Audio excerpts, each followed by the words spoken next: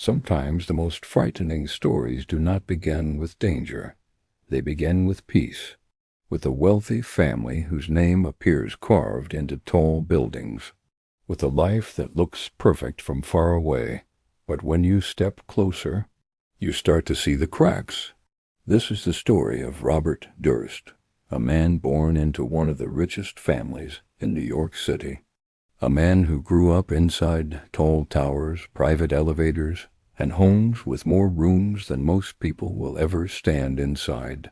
People expected him to live a quiet life, a safe life, a gentle, easy life. What no one expected was how many dark questions would one day rise around him, questions that would follow him for decades. But we won't start with the answers. We'll begin with the quiet before the storm. Before we do that, let us know where you're watching from in the comment section. At first glance, Robert didn't look dangerous. He wasn't loud. He wasn't wild. He wasn't the type of person anyone would imagine in the center of a mystery. He spoke softly. He blinked slowly. He almost sounded shy. If you passed him on the street, you probably wouldn't turn your head.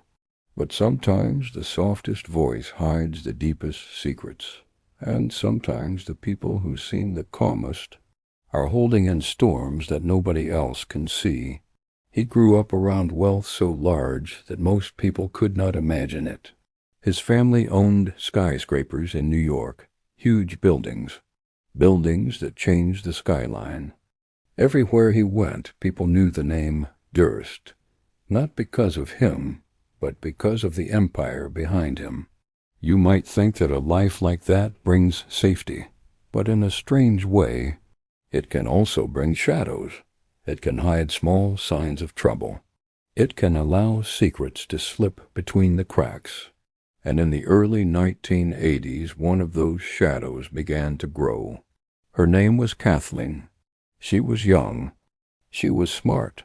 She dreamed of becoming a doctor. She laughed easily. She made friends quickly. When people describe her, they talk about her kindness first, the way she lit up a room, the way she brought warmth into places that felt cold. She and Robert had been together for a few years. From the outside, it looked like a beautiful life. A handsome, wealthy man and a bright, hopeful woman building a future together. They had a home, dinner parties, photos where they smiled at each other like everything was perfect. But behind closed doors, something felt tense. Friends noticed the change slowly. Kathie seemed stressed, quiet, worried, but no one knew why. No one knew how heavy things had become. Sometimes she talked about wanting a fresh start. Sometimes she talked about feeling scared, but she didn't say much. She held in more than she shared. Then came the night of January 31st, 1982. One small date on the calendar, but for her, the last date anyone would ever see. That night, she went to a friend's home for dinner. She looked tired, but she tried to smile. She left before the night grew too late. She told her friend she needed to go home. She walked out the door, and after that moment, she was never seen again. No one knew where she went. No one heard from her. No one received a call. No letters. No signs. Nothing. She simply vanished, as if the ground had opened and swallowed her whole. Her friends became worried right away. They called her. Nothing. They checked places she usually went. Nothing. Days rolled by. Still nothing. A missing person case began. Police asked questions. They searched. They looked through records. But the strange part was this. There was no body, no location, no message, no evidence of a struggle. It was like chasing a ghost. This was the first crack in the story. A deep one, a painful one. A mystery with no clear answer. People looked toward the person closest to her. The last person believed to have spoken to her. Robert. Nothing could be proven. There were no fingerprints, no injuries, no witnesses. just fear and silence. And silence is sometimes the most dangerous clue of all. Years passed. The world moved on. But the questions did not. What happened to Kathleen? Where did she go? Why did everything stop so suddenly? Sometimes people hoped the answer would appear someday. Sometimes they feared it never would. Robert moved forward with his life. He traveled. He stayed in different places. He kept to himself. He lived quietly, as if trying to stay far away from attention. But someone else stood beside him during those years, a close friend named Susan Berman. She was not just a friend. She was loyal, fiercely loyal. She protected Robert like a shield. When reporters asked about Kathleen's disappearance, Susan would speak for him. She defended him. She wrote letters. She gave answers. Sometimes she answered before Robert even had to open his mouth. But loyalty can be a dangerous gift. Sometimes it ties people into knots they can't escape. And in December of the year 2000, those knots pulled tight. It was just before Christmas, the season of light, of joy, of families gathering. But on December 24th, a strange stillness fell over a quiet Los Angeles neighborhood. Inside her home, Susan was found lying on the floor. She was gone, taken by a single gunshot. No signs of a break-in, no struggle, no screams heard by neighbors. Whoever came into that house walked in calmly, or was let in, and Susan, the woman who protected a secret, was gone forever. Before the police even reached the house, they received a strange letter. It did not give a name. It did not explain anything. It only gave an address and one single word, Kathie. But the strangest part was the spelling. Beverly Hills. Not Beverly, a small mistake, but one that later meant more than anyone expected.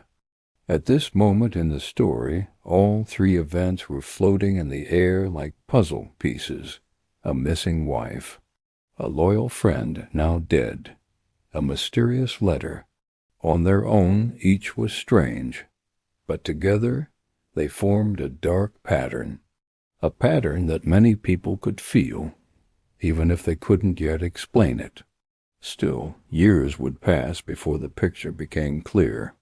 After Susan's death, something inside Robert seemed to change. He drifted again, like a leaf carried by wind. He traveled far away from New York. He went somewhere most people would never expect a wealthy man to go. Galveston, Texas. Not under his own name, not as himself. He disguised himself. He even pretended to be a mute woman, a strange choice, but one that made it easier to stay unnoticed. He rented a small, quiet apartment. Nothing fancy. Nothing like the homes he grew up in. Just a plain room where nobody would ask questions. His neighbor there was an older man named Morris Black. Morris didn't have much money. He lived simply. He spent his days reading newspapers, buying groceries, walking around the neighborhood. He didn't talk much, but he wasn't unkind. It was private, lonely perhaps, but harmless. Then one day in 2001, Morris disappeared, like Kathleen, like Susan. He simply vanished from sight. But this time the silence did not last long. A few days later, something floated up in the Galveston Bay, plastic bags. Inside them, human remains. Police identified them as belonging to Morris Black. It was a discovery that stunned the small town. But what shocked people even more was what came next. Police followed the trail back to the man living next door, Robert Durst. He was arrested, but what happened afterward was even harder to believe. Robert claimed that Morris had threatened him, and that what happened had been self-defense. He admitted calmly to cutting up the body, but said he panicked and didn't know what to do. The case went to trial, and in 2003, something almost no one expected happened. A jury found him not guilty of murder. He walked out of court a free man. People whispered. Reporters watched. Families shook their heads in disbelief. How could someone admit to what he admitted and still walk free? But legally, the jury accepted his story, and so he returned to the shadows. By now, the story stretched across decades, across states, across missing persons, sudden deaths, and unanswered questions, but none of it had come together yet. Not until one more twist changed everything. Years later, a group of filmmakers, people creating a documentary series, approached Robert. They wanted to interview him about his life, about the mysteries, about the rumors, about the things that had followed him like smoke trailing behind a fire. To everyone's surprise, he agreed. He sat in front of cameras, bright lights, microphones. He talked calmly, slowly, almost casually. Sometimes he denied things. Sometimes he seemed confused. Sometimes he seemed sharper than anyone expected. The filmmakers kept asking questions. Piece by piece, they gathered clues, letters, old records, handwriting, timelines, details that had been forgotten or ignored. As Robert answered their questions, he didn't know one thing. The documentary he agreed to sit for would become the very thing that changed his life forever, not because of what he said, but because of something he didn't know he said. A moment caught when he thought no one was listening. A moment that would shake the entire story. A moment that would send everything into a final storm. And that moment, the turning point, is where the second chapter begins. The filmmakers had recorded hours of interviews. They asked questions about missing people, about letters, about death. He answered slowly, carefully. Some answers were true. Some were false. Some were lies even he seemed unsure he could control. And then the small microphone clipped to his shirt. Unnoticed, forgotten, captured words he never intended anyone to hear. There it is. You're caught. What the hell did I do? Killed them all, of course. Those words echoed beyond the walls of the room. They traveled into the world. They made headlines. They made people gasp. They made authorities pause and rethink everything. Could a man speak so freely and yet have spoken the truth without knowing it? The arrest came quickly after the documentary aired. Authorities tracked him down in a hotel in New Orleans. He had checked in under a false name. In his possession, a gun, a large amount of cash, a latex mask, and identification that was not his own. Each item seemed to whisper of planning and fear, of someone trying to escape, even as the past closed in. He was taken into custody, charged with murder, and returned to Los Angeles. For decades, some of the darkest mysteries in the lives of the people closest to him were finally facing the light. Susan Berman, the loyal friend, the voice who defended a secret too heavy for her alone, had been gone for years. But now evidence suggested that her death was not random. It had been deliberate, precise, and tied directly to the shadows that had haunted Robert Durst for decades. Authorities pieced together a story that had seemed impossible.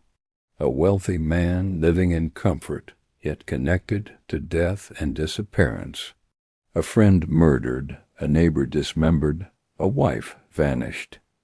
And yet the man walked freely for years. Until now, the trial began. Courtrooms filled with reporters, cameras, lawyers, families. Evidence was presented slowly, carefully. Witnesses recounted stories of letters and conversations, of threats and secrets. Forensic experts explained handwriting and timelines. Each detail was a thread in a tapestry that, when woven together, began to reveal a pattern. But the story was not simple. It was full of contradictions. Statements from the past clashed with what could be proven. The man himself remained composed, calm, almost detached at times, as if his mind operated on a different plane. And yet, every so often, the smallest details betrayed a tremor of fear, a flash of recognition that the past could not be outrun. During the trial, the focus was not only on Susan Berman, the murder, but also on the long history surrounding Robert Durst. Prosecutors brought forward connections to Kathleen Durst's disappearance. They highlighted letters that seemed to taunt authorities, documents that suggested knowledge only someone close could have, and patterns of behavior that spanned decades. Some witnesses recalled him changing identities, moving across states, disguising himself, living under names that were not his own. He had wandered through cities quietly, blending in, avoiding attention. Yet in his wake, questions followed like shadows. The evidence in court was compelling. Not a single explosive piece that left no doubt. The truth was never so simple, but a series of small facts, repeated patterns and contradictions that painted a troubling picture. Every disjointed clue came together like pieces of a puzzle that no one could ignore. Outside the courtroom, people followed the story as if it were a thriller. News outlets replayed footage of the documentary, the famous hot mic confession. Headlines asked questions. Could a man admit guilt without meaning to? Could decades of mystery finally be solved in a few words? Meanwhile, the families of victims waited, some for decades, for answers they had never received. For some, closure seemed impossible. For others, the trial offered hope, not full closure, but at least the beginning of truth. The court hearings lasted months. Witnesses described events with care. Forensic handwriting experts examined notes written years earlier. Investigators recounted travel records, phone calls, and other evidence linking Robert Durst to Susan Berman's death. Each testimony built a layer of understanding, and yet each also raised new questions. Because even after decades, some things remained hidden. Kathleen Durst's body had never been found. Her disappearance remained officially unsolved. Authorities had charges ready, but the ultimate truth about her fate was still buried somewhere in the shadows. And yet there was one certainty. Robert Durst, the man who had lived in silence for so long, could no longer hide from the consequences of what had happened. The trial became a mirror, reflecting years of mystery, loss, and suspicion back on him. The quiet life he had tried to live was gone. The empire, the money, the privilege, none of it could protect him from the questions that finally caught up. In the courtroom, the final arguments were made. Prosecutors spoke of loyalty betrayed, of lives ended, of silence used as a weapon. Defense lawyers argued about lack of direct evidence, about assumptions and possibilities. But the careful weaving of decades-long behavior patterns, combined with the undeniable words captured in the documentary, left an impression that was hard to ignore. Outside, the public followed every moment. Documentaries were watched repeatedly. Discussions were held online, on television, and around kitchen tables. Everyone wanted to know, How could someone with such privilege, with such calm and poise, be connected to so much death and disappearance? The verdict, when it finally came, was a climax decades in the making. Robert Durst was convicted of first-degree murder for the death of Susan Berman. The sentence, life in prison without the possibility of parole. Justice in one form had finally arrived. Yet even with this outcome, the story was far from complete. The other mysteries remained. Kathleen Durst's disappearance still haunted investigators. Morris Black's dismemberment had led to acquittal, leaving questions unanswered. The letters, the movements, the decades-long pattern of behavior, they were now part of history, but their full implications were still discussed, studied, and debated. And for Robert himself, the quiet calm he had once carried like armor was gone. Prison walls replaced the luxury apartments. Shadows replaced the bright sunlight of New York towers. Every decision, every act, every word he had spoken for decades was now part of the record. The story of Robert Durst is not simple. It is not neat. It does not have easy answers. It is a story of wealth and privilege, of secrets and silence, of disappearance and death. It is a story that spans decades, that touches families, friends, neighbors, and strangers. It is also a story of how small details, overlooked for years, can finally become the keys to truth. How a forgotten microphone, recording words spoken in a moment of private reflection, can change everything. How investigators, patient and careful, can piece together decades of mysteries into a coherent understanding. And perhaps most of all, it is a story about the fragile nature of trust, the weight of loyalty, and the shadows that can follow even the most ordinary-seeming lives. In the end, Robert Durst's story is a warning that appearances can deceive, that calm voices can hide storms, that wealth and privilege can shield but never fully protect, and that sometimes the smallest moments, a misplaced letter, a quiet whisper, a forgotten microphone, can bring the truth to light. The cases may be decades old. The answers may come slowly, but the shadows of mystery do not last forever. And when the light finally falls, the world sees the story in a way it never did before.